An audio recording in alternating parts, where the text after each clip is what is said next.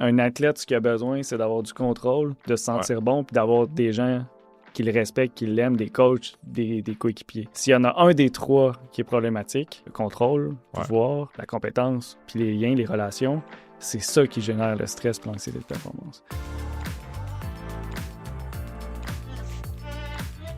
Salut Jean-Michel. Salut, ça va? Comment ça va? Yes, moi, ça va super bien. Écoute, on fera pas comme si on se connaissait pas. On collabore ensemble chez Brio. En fait, tu es un collaborateur de longue date de chez Brio quand même. Oui, ça fait quasiment 10 ans. Fait que c'est ça. Je te laisserai débuter ça par te présenter un petit peu. Là. Aujourd'hui, on va parler de psychologie sportive en lien très proche avec la psychologie de la performance aussi, un peu tes deux créneaux. Fait que je te laisse te présenter. Donne-nous un petit peu... une idée de ton parcours, qui est Jean-Michel et pourquoi la psychologie du sport finalement? Bien, c'est sûr que moi, j'ai toujours été passionné par l'optimisation des choses. Puis, tu sais, il y a des gens qui optimisent des entreprises et veulent faire plus d'argent, tout ça. Moi, j'optimise l'être humain. J'optimise ce qui se passe dans le cerveau. Puis, je suis obsédé par ça. Je lisais, tu sais, depuis que je suis tout petit, depuis que j'ai 18, 19, 20 ans. Je voulais devenir psychologue du sport avant quasiment même que ça existe. Là, tu sais. J'ai toujours voulu faire ce métier-là. Puis, ça a été très dur parce qu'il n'y avait pas de formation. Ça n'existe pas, tu sais, une formation en psychologie du sport au Québec. Fait que j'ai construit un peu cette formation-là. J'étais chercher mon doctorat en psychologie, mais moi, ce qui m'intéresse le plus, pas tant la psychologie en général, c'est comment on peut faire pour s'optimiser en tant qu'être humain. Comment on peut faire en tant que gestionnaire pour s'améliorer, pour se performer, comment on peut faire en tant qu'athlète, parce que moi, je travaille beaucoup avec les athlètes. Puis j'adore travailler avec les athlètes parce que eux, leur performance est comme plus évidente, là, on va dire ça comme ça. Là, ils ont une tâche, tout ça, mais en entreprise, c'est un peu la même chose. C'est que les gestionnaires, ils ont des tâches, ils ont des choses, ils ont de la pression. Puis une des choses que je travaille le plus, c'est la pression.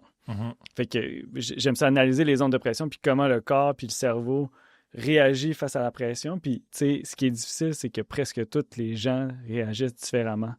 Fait que l'art du psychologue, c'est surtout d'aller chercher cette espèce de personnalisation qu'on peut pas faire en donnant des conseils généraux, mettons. Puis là, si on recule un peu, là, toi, dans le fond, tu l'as dit clairement, tu t'es inscrit en psychologie en sachant clairement que tu voulais être psychologue du sport. Même si c'était pas un cours qui se donnait.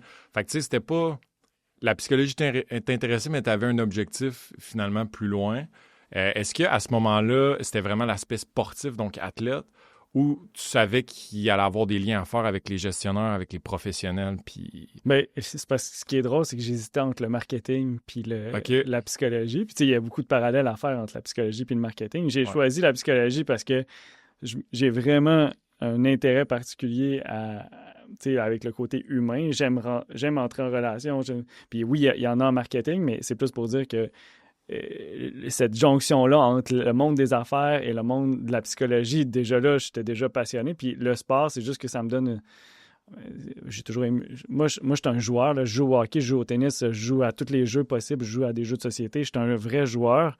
Je suis peut-être pas le gars qui va aller courir des marathons, des demi-marathons. Tu sais, des fois, on pense que tous les psychologues du sport ou tous les gens qui s'intéressent dans le sport font des demi-marathons, mais moi, je suis pas ce profil-là. Moi, je suis plus un profil de joueur.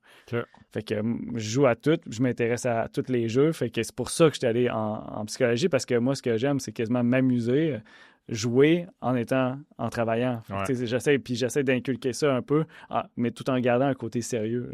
Même des fois en entreprise, j'ai déjà fait des escape rooms, des jeux d'évasion qui, justement, met les gens sous pression, mais là, ça nous permet d'apprendre tout en jouant. Parce que dans mes valeurs fondamentales, c'est que je pense qu'on peut jouer tout en étant sérieux. C'est un peu... C'est ça, il y a beaucoup de l'aspect ludique, l'aspect de ramener le jeu dans les apprentissages, dans le fond. Là, puis qu'on peut rendre ça le fun. C'est ça, ça n'a pas besoin d'être un atelier assis théorique pendant 3 heures qu'on pitch du contenu. Tu es vraiment plus dans une approche expérientielle, dynamique, qu'on met les gens en action. Mais c'est une de mes valeurs fondamentales. Si tu n'as pas de fun avec qu'est-ce qu'on fait, ben c'est sûr que tu vas moins apprendre, puis tu vas avoir moins de motivation aussi. Là, fait que, c'est clair. Là, j'aimerais ça. Écoute, tu suis des athlètes, tu suis des entrepreneurs, bref, tu vois... Des professionnels. Des professionnels, tu vois une vaste clientèle, tu vois différents types de personnes. J'aimerais ça que tu m'expliques un peu le lien que toi, tu fais entre des athlètes de haut niveau et des entrepreneurs ou des professionnels qui gèrent de la performance puis tout ça. Tu sais, j'aimerais ça. C'est quoi le parallèle que tu vois le plus évident ou qui fait le plus de sens pour toi? Ben, je vais en donner un précis, mettons, pour les entrepreneurs qui gèrent des gens. Tu sais, c'est très semblable à ce qu'un coach doit faire. Tu sais, tu as différentes personnes avec différentes personnalités, puis toi, tu as une personnalité. Ouais. Tu ne gères pas tes émotions de la même façon. Moi, je ne gère pas les émotions de la même façon que toi.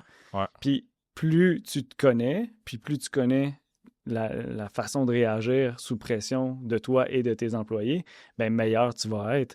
Exemple, il y a des rencontres annuelles à chaque année. Tu sais, des fois, il y a des entreprises qui évaluent leurs employés. Mm-hmm. Bien, c'est des moments très stressants. Comment tu donnes le feedback? Comment l'autre va percevoir? Pourquoi le même feedback négatif ou la critique, l'autre l'a bien perçu, puis l'autre l'a très, très mal perçu? Puis ça a un impact négatif dans mon entreprise, puis je peux perdre mon employé, puis là, j'ai dit la même chose, puis il n'y a rien qui s'est passé. Fait que comment, moi, je m'ajuste par rapport à toutes ces variables-là que des fois, on oublie. Mm-hmm. Fait que moi, je m'intéresse beaucoup aux zones de pression en entreprise. Mettons, l'évaluation annuelle, parce que je l'entends souvent. Fait que c'est pour ça que j'en parle aujourd'hui. Oui, ben oui. Tu sais, fait que ça fait une genre de zone de pression, puis des fois, il y a des obligations, là, je sais pas trop qui, là, il faut qu'à chaque année, il soit évalué ou tout ça, ou à chaque 3 mois, ou à chaque trimestre, peu importe. Puis ces moments-là, ben c'est des moments où que la pression est élevée, la critique est possible, puis tout ça, puis c'est là où que, tu sais, puis en plus, pour évoluer, ça prend des critiques. Mais là, c'est l'art de donner des critiques, mais c'est pas donné à tout le monde. Mm-hmm. Encore une fois, même si je donnais un cours sur comment donner des critiques, ça pourrait être très pertinent, il pourrait y avoir des choses, mais le vrai enjeu, c'est comment on peut personnaliser selon la personne qu'on a devant nous. Mm-hmm.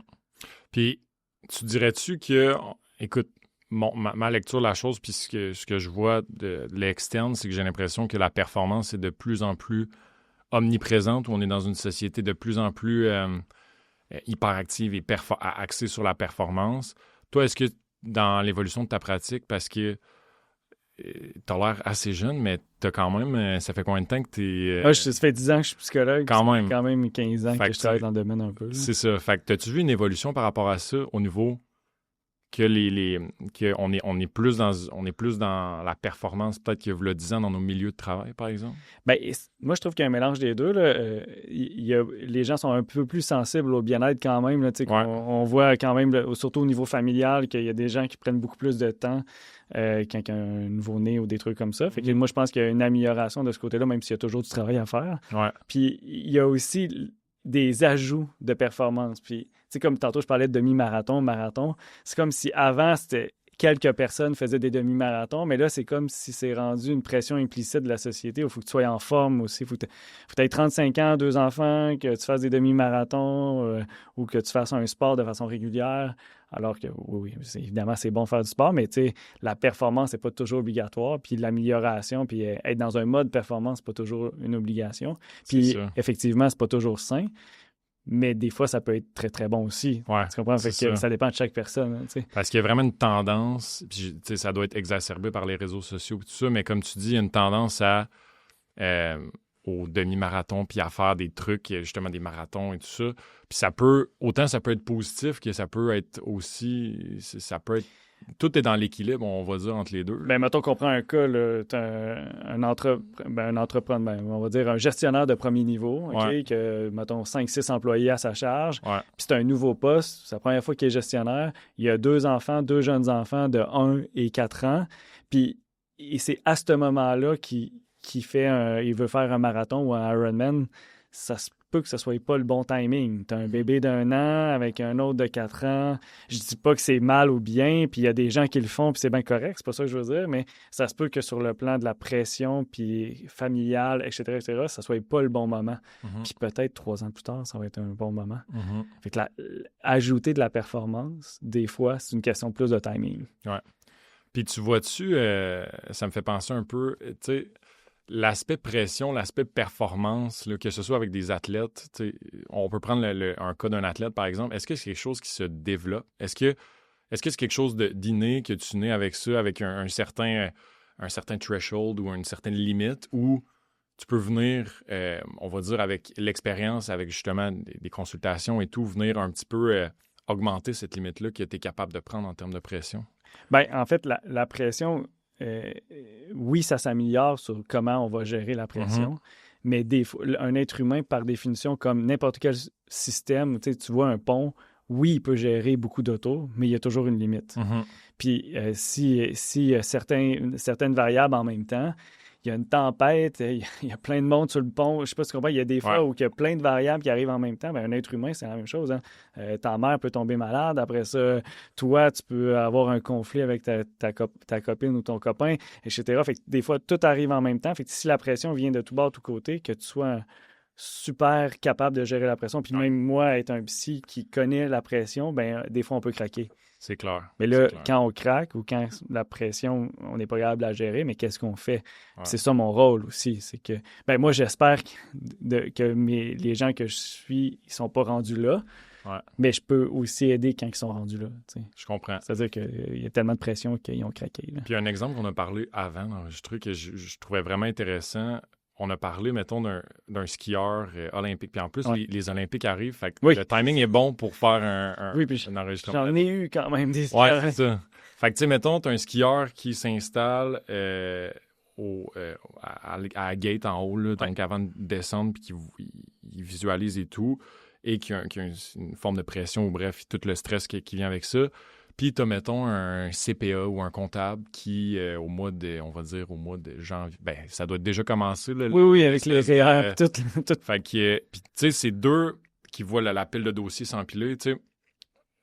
C'est quoi le lien? Ben, en fait, c'est quand on s'imagine, on se dit, OK, l'athlète de très haut niveau, qui est justement le skieur, ben, ça doit être débile, la pression qu'il ressent dans ce moment-là, mais c'est comparable, tu sais, c'est le même mécanisme un petit peu, ou du moins il y a des similitudes dans les mécanismes qui sont engagés. Là. Exactement, puis moi j'utilise beaucoup l'échelle de 0 à 10 pour montrer, tu sais, évidemment si la personne est en train de se qualifier pour les Olympiques, ou c'est vraiment important, ou elle est rendue aux Olympiques, bien c'est sûr qu'il y a une pression de plus. Donc si d'habitude dans une descente, tu es à 6-7 sur 10, mais ça se peut qu'aux Olympiques, tu sois à 8-9. Là, ça va. Ouais. Dans les périodes d'impôt, c'est un peu la même chose. Ça se peut que tu as un contrat avec une entreprise qu'il ne faut pas que tu fasses d'erreur. La pression est plus grande. Puis ça se peut qu'il y en a d'autres que tu es comme plus relax, puis il y a moins de risques d'erreur. Fait que ça dépend avec c'est quoi le contexte de la tâche, tout ça. Fait que là, déjà là, il faut évaluer sur une échelle de 0 à 10. Puis quand tu t'évalues, je suis à 8, je suis à 6. Quand tu es rendu à 8-9, c'est que ça te prend presque rien pour pogner le 10. Puis le 10, c'est l'attaque de panique, c'est le choke, c'est plein de réactions, bref, ça va pas. Fait que quand un athlète est à 8-9, puis il me dit ça, là, je suis comme, OK, mais quelle stratégie on peut faire pour être à 7-8, non pas 8-9? Mais je peux pas prendre mon athlète puis l'envoyer à 2 ou à 3 la veille des Olympiques. Ouais, c'est ça. En tout cas, si vous réussissez, bonne chance. Ouais. Puis, ça me fait penser, on parle d'athlète puis on parle d'olympique. C'est quoi la différence entre la psychologie sportive et la préparation mentale? Dans le sens, c'est quoi la différence C'est vraiment différent, je sais, mais peux-tu nous expliquer un petit peu les nuances? C'est très différent. Bien, on peut mettre des mots, là, la préparation mentale ou les consultants en performance mentale, ils vont plus s'occuper de justement la préparation avant de compétition. Ils vont faire des ateliers, ils vont parler de gestion du stress, mais quand le niveau de fonctionnement est en haut du niveau de fonctionnement, tu fonctionnes bien, tu dors bien, tu fais pas d'insomnie, tu n'es pas dépressif nécessairement. Tu peux avoir des vagues, là, mais le préparateur ne va pas nécessairement traiter une attaque de panique. Il ne va pas nécessairement traiter un trouble d'insomnie. Tandis que le psychologue, lui, il peut faire la gestion du stress avant la compétition, mais il peut aussi aller plus loin, puis c'est souvent là où il y a une plus-value, c'est quand ça va vraiment pas. Là, il y a un traitement soit de l'insomnie ou soit des... Tu sais, moi, je suis beaucoup spécialisé en microtrauma ou trauma. C'est quand il y a des blocages majeurs ou quelqu'un a eu une blessure. Là, c'est sûr que si tu es un joueur de hockey et tu as eu une commotion cérébrale, tu ne retournes pas au hockey sur le coin de la bande avec la même détermination. Là. Ça fait 6 mois que tu as mal à la tête. Ouais.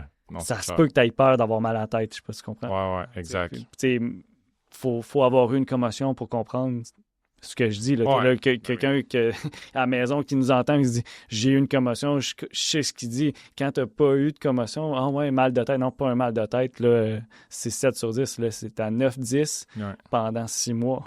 Ouais, c'est ça. Non, exact. Tu te lèves chaque matin avec un mal de tête. Fait que quand ton mal de tête commence à diminuer, puis tu as le goût de retourner jouer au hockey, ça se peut que tu aies une certaine réticence sur le coin de la bande. Ouais, c'est clair. Tu sais, moi, j'ai joué au foot et au hockey, mais plus principalement au foot.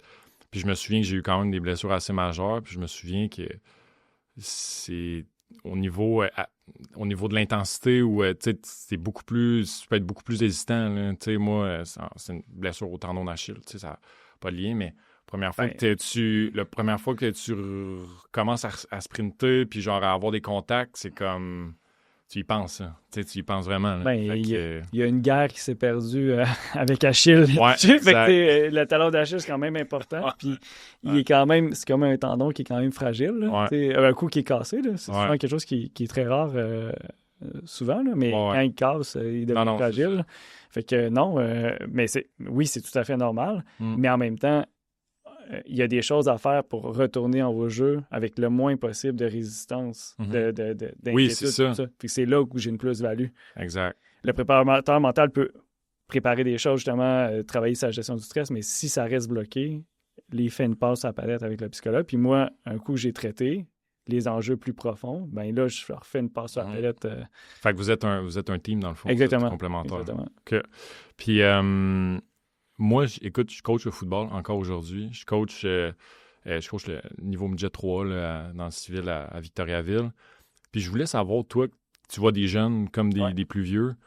Est-ce que tu trouves qu'au niveau, les jeunes ont plus de besoins à ce niveau-là en termes de... Est-ce que les jeunes se mettent plus de pression qu'avant? Est-ce qu'ils sont plus stressés, sont plus anxieux, sont plus...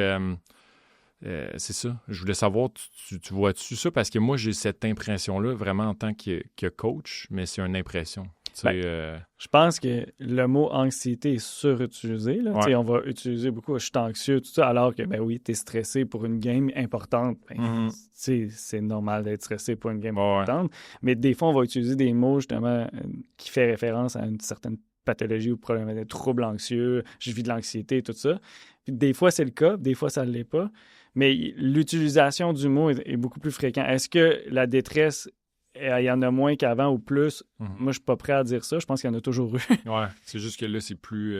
les gens en parlent plus. Mais les gens en parlent beaucoup plus. Puis, tu sais, moi, mon rôle de psychologue du sport, évidemment, moi, à l'époque où j'étais joueur de hockey, il y a peut-être 20 ans, c'est sûr que j'aurais pas été voir un psychologue du sport. Il n'y avait pas de psychologue du sport. J'aurais pas pu aller en voir. Puis, c'était même pas quelque chose qui existait. Là. Si tu étais en détresse, tu vivais avec ta détresse. Là. Tu restais pogné avec. Là, puis aujourd'hui, ben là, on voit, il y a plusieurs athlètes olympiques, il y a plusieurs athlètes qui ont parlé de santé mentale, qui ont parlé justement qu'il y avait des ressources, puis il y avait des choses qu'on pouvait faire pour les aider. Puis là, ça l'a ouvert, je te dirais, depuis 2020, depuis la pandémie, je te dirais qu'il y a une ouverture très, très grande à la santé mentale. Là, tu parles d'un point de vue global, mais aussi du côté des athlètes. Là. Bien, que ce soit, on peut revenir aussi aux entreprises. Même en entreprise, j'ai vu qu'en 2020, l'importance, des fois on mélange bien-être et santé mentale, mais en gros, l'importance de se sentir bien, de se sentir énergique, de se sentir à la hauteur, de pas vivre de la honte ou de se sentir déprimé, bien, on peut vivre des phases, qu'on soit un entrepreneur, que ce soit un gestionnaire ou un employé, qu'on soit un athlète de haut niveau, un athlète en développement, on va vivre des phases où on va pas bien. C'est clair. Puis si on tombe trop bas, bien, il y a des gens pour nous aider. Tu peux commencer justement avec un préparateur mental, tu peux commencer avec des ressources qui sont plus accessibles, mais si ça ne marche pas, bien, il existe justement des psychothérapies efficaces, il y a différents types, là, mais qui peuvent servir. Puis pas juste des psychologues du sport, il y a plein de psychologues aussi qui peuvent vous aider sur d'autres choses. C'est clair. Tu parles beaucoup des zones de pression, des zones de tension. C'est un peu ton... Ben, tu as plusieurs un peu angles, mais en tout cas, ça en fait partie. Peux-tu nous parler un petit peu d'un point de vue gestionnaire, employé, peu importe, at large? Y a-tu des choses qui reviennent? Y a-tu des zones de pression, justement, qui sont récurrentes que tu vois de plus en plus? Puis c'est pour ça que j'utilise la zone de pression, parce que ça rend concret l'anxiété. Un des problèmes à chaque fois que les gens viennent me voir, les entrepreneurs, les gens qui vivent la pression, ils me disent toujours « je suis stressé, je suis pas confiant ». OK? Mais moi, ça me dit absolument rien. Puis là, je vais dire « OK, mais c'est à quel moment, c'est à quel moment, dans quel contexte tu te sens sous pression? Dans quel contexte tu te sens pas confiant? Dans quel contexte tu te sens stressé? » Puis souvent, c'est pas tout le temps. C'est un moment, une zone de pression, qui a un impact peut-être sur son quotidien, mais c'est une situation qui est problématique. Fait qu'un coup qu'on a identifié la zone de pression, après ça, c'est beaucoup plus facile de trouver une solution. Parce qu'il y a une expression qui dit un problème bien ciblé ou bien campé est à moitié réglé, mais c'est la même chose en psychologie. C'est la même chose en entreprise. Quand vous identifiez un problème, mais il est déjà à moitié réglé. Mais si c'est comme si je disais l'entreprise va pas bien, je pense qu'on a on n'a pas assez, on a trop, je sais pas qu'est-ce qu'on pourrait dire comme problématique, là, mais on peut dire on a trop... Peu importe, là, on vit un changement important, je sais pas moi, il y a trop de changements, puis on vit trop de stress à cause des changements. C'est ça. Moi, j'ai aucune idée qu'est-ce que tu veux dire. Ouais. Ça veut rien dire. Les formations pour le nouveau logiciel qui va être instauré de comptabilité, ça va faire beaucoup de changements. Puis il y en a quelques-uns qui vivent des grosses zones de pression parce qu'ils savent qu'ils vont avoir l'air pas bon. OK, ben là, c'est pas pareil. Ouais, c'est ça. Ouais. On part d'un problème très, très général à un problème très spécifique. Puis le problème spécifique est à moitié réglé parce qu'on voit qu'il y en a certains qui vont pas bien le vivre. Fait qu'on peut mettre des choses en place. Ouais. Est-ce que tu as l'impression que les gestionnaires, puis c'est parce qu'on travaille justement chez Brio en ce moment sur un guide sur la santé psychologique des gestionnaires. OK, cool. Une étude un peu qu'on va faire en collaboration avec l'Université de Sherbrooke, mais tu penses-tu que les gestionnaires ont plus de difficultés à en parler ou qui sont plus... Quand il y a des enjeux, ils sont plus, je prends, j'encaisse, puis... Fait que quand ils arrivent justement au moment de consulter ou d'aller chercher de l'aide, bien souvent, ils sont pas loin de l'élastique qui est sur le bord de péter. T'as-tu cette impression-là? Oui, les gestionnaires vivent... Ça dépend du niveau des gestionnaires, mais en général, même s'il y a différents niveaux, ils vivent la pression en haut et en bas, puis de côté. Bidirectionnel, même. C'est ça, partout. Puis, tu sais, des fois, même, il y a des changements au niveau mondial. Tu sais, il y a de la pression, je sais pas, comme là, actuellement, il y a la pression mondiale, tout ça. Bien là, il y a des choses, c'est le gestionnaire qui le vit. Mais si tu montres trop ta vulnérabilité, ça peut avoir des enjeux. Il y a des gens qui peuvent utiliser ça, tout ça.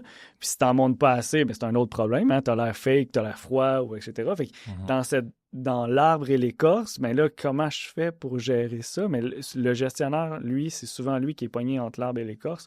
Mais en psychologie, moi, ma stratégie avec les gestionnaires dans ces cas-là, c'est l'aspect de positionnement. C'est ma stratégie numéro 1. C'est comment on se positionne psychologiquement dans tel contexte, selon ta personnalité. Oui, j'en reviens. Là. Oui. On personnalise le positionnement pour l'aider justement à passer à travers pour pas avoir l'air fake d'un côté ou pas avoir l'air trop vulnérable de l'autre côté. Là. Parce que tu es quand même en position de gestion. Oui, c'est ça. Non, c'est ça.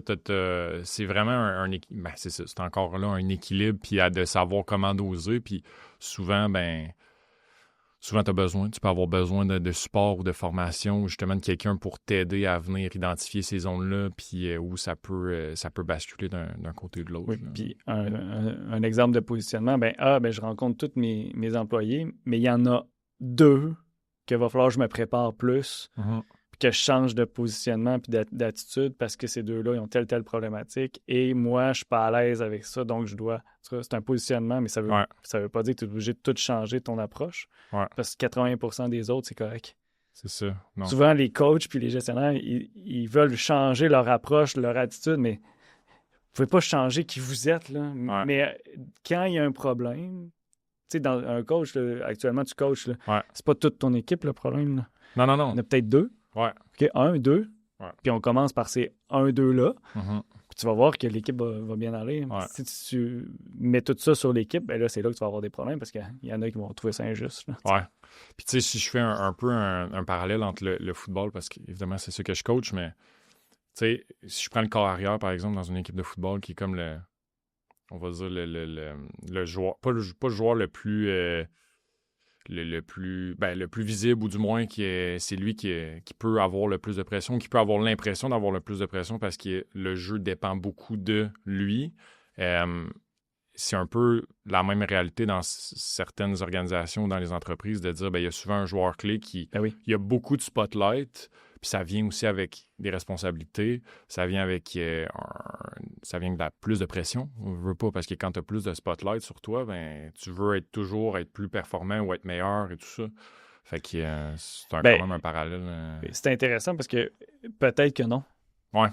C'est ça le point, c'est que c'est le corps arrière. Oui, objectivement, ça c'est vrai, tu as raison. Là, objectivement, il reçoit la pression directement, mais ça se peut que sur ces lignes, sur la ligne, il y en a un là-dedans qui vit beaucoup plus de pression parce que justement, le corps arrière, à chaque fois qu'il fait une erreur, celui qui est à la ligne offensive, là, qui protège, à chaque fois qu'il fait une erreur, le corps arrière est fâché contre lui.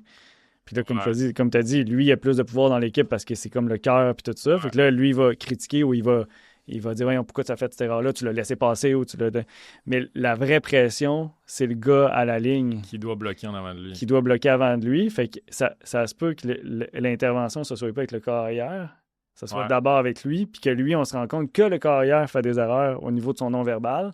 Donc, avoir l'air bête ou, dans son regard, être désapprobateur envers... celui qui a fait l'erreur. Mais tout ça se passe de façon inconsciente. Le corps arrière ne va pas nécessairement dire que tu as fait une erreur. Mais juste dans le regard, le corps arrière peut être très, très incisif ou froid.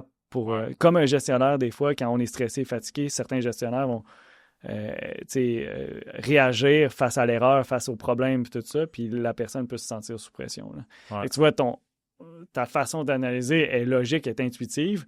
C'est vrai qu'il y a de la pression, mais l'analyse du problème est pas nécessaire. Moi, c'est pas ça que je regarde. Je fais, lui, il a de la pression, on va l'aider, on va le soutenir. Ben, ça se peut qu'il se sente super bien, puis il n'y ait pas de pression. Par contre, si je sais que le corps arrière, qui est le cœur de l'équipe, arrive de blessure, ben là, je suis comme, il arrive de blessure. Comment on peut faire pour justement y enlever de la pression? Puis ça se peut que ça soit ça le problème. Puis, tu es sur une nouvelle lancée. Tu as tout le temps un peu des projets. Puis, j'aimerais ça que tu nous parles un peu ton nouveau Une seconde d'avance. Oui. C'est grave, c'est ça. Parle-nous un peu de... Je pense pas que ça elle est là, mais c'est mon nouveau petit projet. Une seconde d'avance. Parle-nous où tu t'en vas avec ça. Une seconde d'avance, c'est quoi l'essence de un peu ce projet-là pour toi? Mais je vais te dire l'origine. C'est que... J'ai lu un peu sur quelque chose qui s'appelle le priming. Okay? C'est super intéressant pour les joueurs de hockey, les plongeurs, n'importe quel athlète. Le priming, c'est de prendre... avant de faire son lancer, c'est que tu t'imagines en train de faire ton lancer puis d'assumer ta décision. Okay? Un joueur de hockey, il rentre, traverse la ligne bleue. Je prends la décision de déjouer puis de passer du côté droit. Je l'assume, je prends la décision, je l'assume. Là, ça a l'air facile. Non. Mais la plupart des gens, ils vont traverser la ligne. Les athlètes, ils vont traverser la ligne bleue, ils vont hésiter. Je shot-tu? Je fais-tu une passe? Ou... Ça se passe, on s'entend, dans des fractions de secondes. Ou je déborde du côté droit. Le priming, c'est pas tout le temps, mais des fois, c'est important de prendre la décision, de l'assumer, quitte à ce qu'il y ait une erreur. Parce que c'est une prise de risque. Hein? Oui, effectivement, ça se peut que ça ne soit pas la meilleure chose que tu as faite, ça se peut. Mais lorsqu'on analyse notre prise de risque puis notre prise de décision dans le priming, peut-être que tu vas faire du priming face au défenseur le moins bon. Puis peut-être avec le défenseur meilleur, tu vas faire un shot, peut-être pour te débarrasser, pour avoir une mise en jeu, parce que tu le sais qu'il est très difficile à déjouer. Mais ta décision, quand tu traverses la ligne bleue, tu vois que c'est le défenseur qui est moins bon. Prime débordé, beaucoup plus de chances de faire une chance de marquer. Donc, le priming est très utile, puis la prise de risque devient plus élevée, puis tu gagnes à peu près une demi-seconde. J'ai dit une seconde d'avance, mais dans les faits, sur le plan scientifique, c'est à peu près, je te dirais, mettons, une demi-seconde. Puis moi, cette demi-seconde-là est super importante dans le sport. Oui, ça change tout, là. C'est sûr, ça change toute la dynamique. Là. Fait que souvent, je vais beaucoup travailler cette partie-là en surface pour assumer la prise de décision. Puis, ce qui est particulier, c'est que souvent, les coachs vont dire passe, tu sais, quand tu arrives, mettons, faut que tu fasses une passe. Ce que les coachs ont de la difficulté à comprendre, c'est que normalement, les jeunes savent qu'il faut faire des passes, puis la passe, on va la faire si on voit la trajectoire. Fait que ça devient quasiment un réflexe. On n'a presque pas besoin de réfléchir à ça. Fait qu'en gros, tu primes déborder à droite, puis si tu vois que tu as une trajectoire de passe, ton cerveau et ton corps va, de façon réflexe, faire la passe. Parce que tu n'as pas besoin de réfléchir à ça. C'est ça, exact. Mais les coachs, souvent, ils vont dire « Non, il faut absolument que tu prennes la décision de passer, mais tu n'as pas besoin, parce que c'est un réflexe. » Mais c'est pas évident. Non, des fois, il y a des passes que c'est des décisions. Non, c'est ça. Ça dépend. Tout est une question de qu'est-ce qui se passe. Mais tu sais, tout ça, moi, c'est ça qui me passionne là-dedans, c'est que tout ça se passe dans des fractions. Tu sais, ça va tellement vite. Le réflexe, c'est 0.03. Je suis allé vérifier, puis ça m'intriguait. C'est à peu près... Puis là, j'ai pas de certitude à 100%. Là, il n'y a pas encore d'études qui ont dit excès. Mais le réflexe, c'est à peu près 0.03 secondes. Puis la prise de décision assumée, c'est 0.6. Fait qu'on joue. Puis c'est pas sûr à 100%. Là. Fait que c'est pour ça que j'ai utilisé 1 seconde d'avance. Tu vois, je joue avec les mots, mais un gardien de but devrait 80% du temps être dans le réflexe ou la décision, selon toi, un gardien de but? Dans le réflexe. Dans le réflexe. Puis un attaquant devrait être 80% dans la décision. Puis le défenseur devrait être 50-50. Okay. En général. Puis là, il faut voir les contextes, selon ta personnalité, ton style de joueur, etc. Là, si tu es sur le 4e trio, c'est pas pareil que le premier. Mais c'est juste pour vous dire que c'est quand même intéressant comme nouvelle. En tout cas, moi, ça me passionne. C'est comme un nouveau champ au niveau de la neuro, au niveau des prises de décision, de la rapidité, puis quel type de décision. Fait que moi, ce que j'aime, c'est de faire gagner des millisecondes. Puis ce qui est cool, c'est que là, ça, c'est en surface, mais moi, je travaille aussi quand il y a un blocage du passé, comme une commotion où tu as dit ton talon d'Achille. Mais il y a des choses qui ont resté bloquées, mais moi, je peux les traiter, les micro-traumas ou les marques qui ont resté dans le passé. Fait que si j'enlève une charge du passé, ça donne peut-être 0.5 secondes. Ouais. Plus le 0.5 secondes que je donne, c'est pour ça que j'ai dit c'est à peu près 1 seconde. Si tu viens me voir, ben ça va te permettre de peut-être de gagner 1 seconde d'avance dans des moments de pression ultime. C'est ça. Mais en entreprise, il y a des moments où c'est important, ces choses-là. Ouais. Quand tu rencontres un client important, ben ton 0.5 secondes, qu'est-ce que tu vas dire au bon moment? Ben c'est ça, si tu t'es pas préparé ou si tu n'assumes pas ce que tu dis selon tes valeurs, tout ça, ben ça se peut que tu hésites, puis tu as l'air moins crédible, puis moins bon, puis tu ne vendras pas ton produit. Là. 100%. Je ne sais pas si vous allez directement chez des clients, mais si vous offrez quelque chose, vous vendez quelque chose, ben il faut ça prend un plan de match, il y a de la pression. Là. Puis si tu vends aucun truc, ben c'est sûr que ton boss va dire, mais là, un jour, il va falloir que tu vendes quelque chose. Là, c'est ça. Parce que la performance est inhérente à certains métiers. Là, puis tu as parlé, puis ça fait déjà un petit bout, mais tu as parlé de gestion de risque en ce moment. Puis tu sais, je pense que c'est... Est-ce qu'on prend assez de risques? Est-ce qu'on est trop dans notre zone de confort? Est-ce que c'est quelque chose... Bref, parle-nous un peu de ça, parce que je sais que ça aussi, ça fait partie un peu de ce qu'on voulait parler aujourd'hui, puis des angles que toi, tu abordes beaucoup. C'est une des choses que j'aime le plus, c'est de trouver une zone... J'ai appelé ça l'intervalle de confiance. Okay? Ça vient de la science. Là, quand tu fais des études, il y a toujours, au niveau statistique, un intervalle de confiance. On ne peut jamais être sûr à 100%, mais la prise de risque, c'est la même chose. On ne peut jamais être sûr à 100% de est-ce qu'on est au bon niveau de risque. Imagine quelqu'un qui fait du vélo de montagne. C'est jamais à 100%. OK, je jump dessus comme haut, bas, et c'est jamais à 100%, mais il y a un intervalle. Il sait que dans cette zone-là, il y a beaucoup de chances que ça va être correct. Puis moi, j'appelle ça l'intervalle de confiance. C'est la zone payante, c'est-à-dire assez de risques pour te sortir un peu de ta zone de confort, mais pas trop pour ne pas être en danger. Les bons athlètes sont capables de toujours être, plus souvent possible, être dans cette zone-là. Mais quand on est blessé ou quand on vit des épreuves, ou quand on est stressé ou quand on vit des enjeux psychologiques, on a soit tendance à pas assez prendre de risques ou en prendre trop. Puis ça, les gens l'oublient.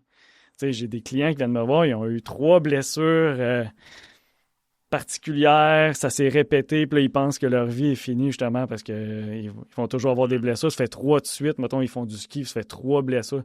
Puis là, j'analyse.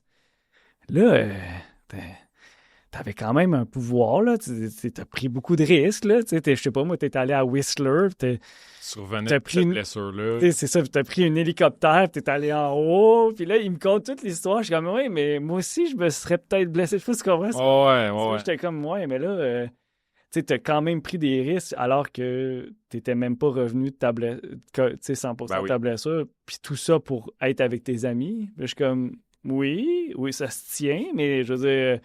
Il va falloir travailler ton... comment je appelle ça? Mettons,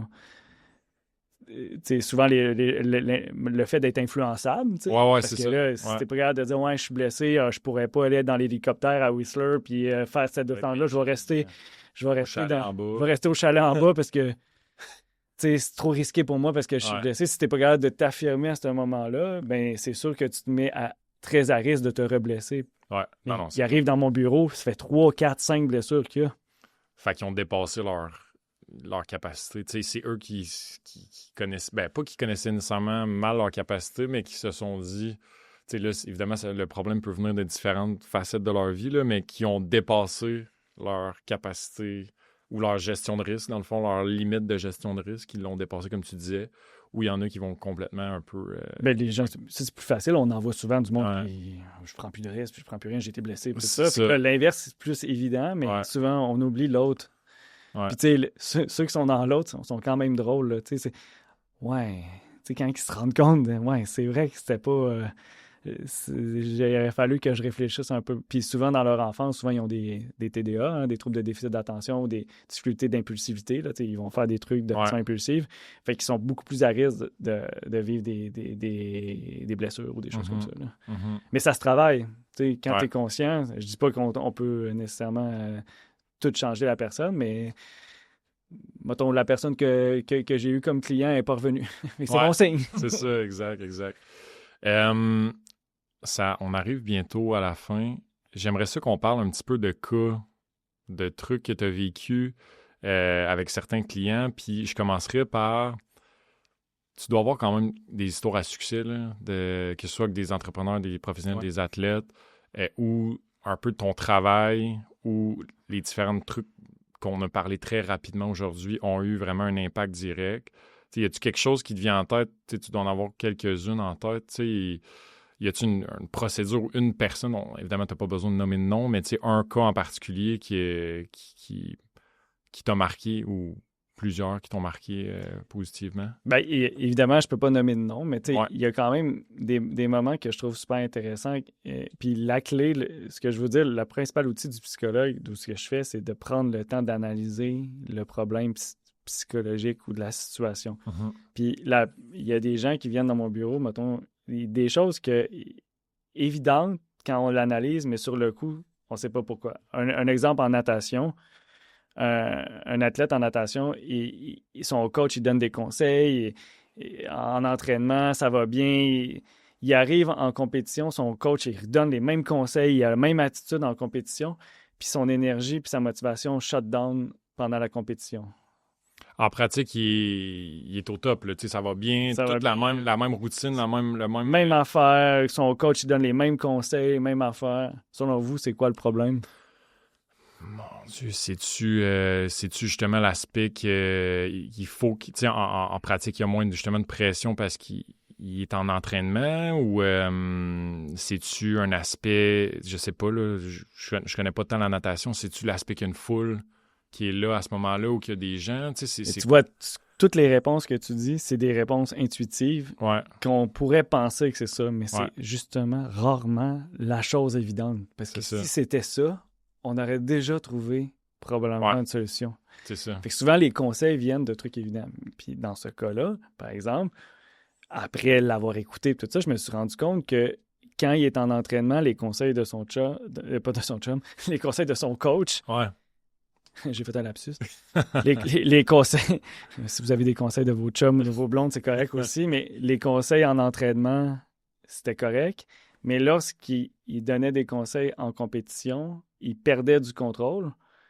Puis qu'est-ce qu'on a besoin dans une compétition quand on est quelqu'un qui a besoin de contrôle puis que c'est une situation stressante pour lui, c'est un individu ou c'est un athlète qui avait besoin de contrôle en période de pression. Ça, je l'avais identifié. Quand le coach donnait un conseil, il enlevait du contrôle. Puis le fait qu'il enlevait du contrôle le mettait sous pression. Avoue que c'est pas intuitif. Non, c'est vraiment pas intuitif. Mais c'est toujours dans l'analyse et dans juste l'écoute. De pas prendre pour acquis que la raison évidente, c'est ça. Ah oui, il doit être stressé parce qu'il y a trop de monde. Ou la température est froide, il aime pas ça. Mais même souvent, l'athlète ne sait même pas que c'est ça. Ou il le sait inconsciemment, mais tu sais, il veut pas le dire à son coach parce que c'est lui le problème. Ouais. Non, c'est clair. On va rencontrer justement un athlète de très haut niveau dans les prochains épisodes. Puis ça va être intéressant parce que là, on parle à un psychologue sportif. Ah oui. Mais là, on va parler du côté athlète, plus justement tout l'aspect psychologie et tout.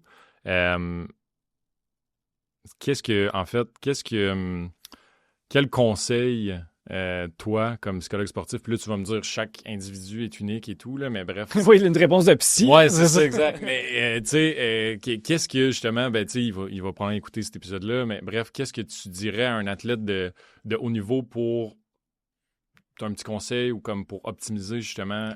non, mais ta question est quand même bonne. Évidemment, je donne jamais de conseils random sans connaître le contexte, mais en général, sur le plan théorique, un athlète, ce qu'il a besoin, c'est d'avoir du contrôle, de se sentir bon, puis d'avoir des gens qui le respectent, qui l'aiment, des coachs, des coéquipiers. Ouais. S'il y en a un des trois qui est problématique, le contrôle, le pouvoir, la compétence, puis les liens, les relations, c'est ça qui génère le stress et l'anxiété de performance. Il n'y a pas 1000 choses chez l'être humain qui génèrent du stress. Si tu n'as pas de contrôle, tu vas être stressé. Mm-hmm. Tu sais, souvent, en entreprise, on va dire micromanagement. Est-ce qu'on aime ça, du micromanagement? Microgestion. Ouais. Ah non, on n'aime pas ça. Ben, il y en a qui aiment ça. Oui, exact. Il y en a qui n'aiment vraiment pas ça. Mais ça dépend quel type d'employé. Ça dépend, est-ce que c'est un junior? Est-ce que c'est un senior? Mm-hmm. Non, c'est clair. C'est quoi ces types de tâches? Ouais. Est-ce qu'ils ont une importance capitale dans la survie de l'entreprise? Tu comprends? C'est du micromanagement quand tu as la survie de l'entreprise. Moi, je trouve ça normal. Ouais, c'est ça. Ça dépend. Mais en même temps, si la personne est compétente, puis ben, on peut lui donner des responsabilités, mais c'est la même chose. Je te dirais, chez les athlètes, si tu as un athlète qui vient de voir un podcast, justement, il peut poser la question, OK, c'est quoi? Puis un coup, on a identifié, là, on peut mettre des choses en place stratégiques. Mm-hmm. Parce que si tu ne te sens pas à la hauteur, qu'est-ce qu'on fait quand on ne se sent pas à la hauteur? Quand on ne se sent pas à la hauteur, ben, on peut abandonner ou on peut se retrousser les manches puis y aller 2 fois. Ça peut nous donner du gaz, justement, je pense. Oui, mais c'est surtout que quand on ne se sent pas à la hauteur, on va chercher un mentor qui est meilleur que nous pour nous accompagner sûr. Ou on va chercher de la formation ou si tu ne te sens pas bon, ça te prend de la formation. Ouais. Si tu te sens en perte de contrôle, qu'est-ce qu'on fait? T'sais. Ben, tout dépendant de où vient cette perte de contrôle-là, on peut réduire la charge, On essaie de reprendre le contrôle selon le contexte. Ouais. Je sais que ça a l'air évident, mais un coup qui s'identifie, c'est facile. Ouais. Mais si je te dis, il va falloir que tu gères mieux ton anxiété de performance. c'est comme... C'est la même chose avec les relations. Si tu as un conflit avec ton gestionnaire, ben c'est normal que tu sois anxieux. Mais il va falloir regarder qu'est-ce qui se passe avec ton gestionnaire, puis l'analyser, puis trouver un positionnement. Souvent, dans les relations, je l'ai dit tantôt, c'est souvent une question de positionnement qui va faire la différence. Parce que la performance soutenable et durable, ça existe. On s'entend. Oui, puis il y a un concept que j'ai évidemment pas eu le temps de parler, mais il y a beaucoup de choses. Mais tu sais, oui, ça existe, mais il faut avoir des périodes de récupération. Puis en anglais, ça sonne mieux, le recovery. Là, c'est comme de retrouver son énergie, sa recharge.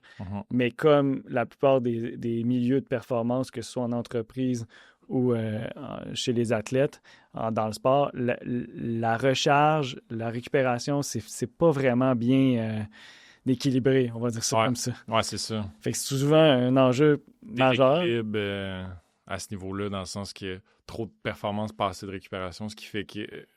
Puis la récupération ou la recharge, t'en as besoin pour performer. Fait que c'est souvent là où il y a un plus grand déséquilibre ou problématique. Puis c'est un changement de culture que, comme tu as dit, c'est quelque chose qui s'améliore avec les années. Depuis 2020, je trouve qu'il y a une amélioration, mais il y a encore beaucoup de travail à faire. Tu sais, si un employé n'a pas de fenêtre puis il est sensible à la lumière, parce qu'il y en a des plus sensibles, là, ben ça se peut que son énergie diminue avec les années. Là. C'est clair. C'est clair. Puis il y en a qui vont dire, ben on n'a rien à faire, on peut rien faire. OK, mais...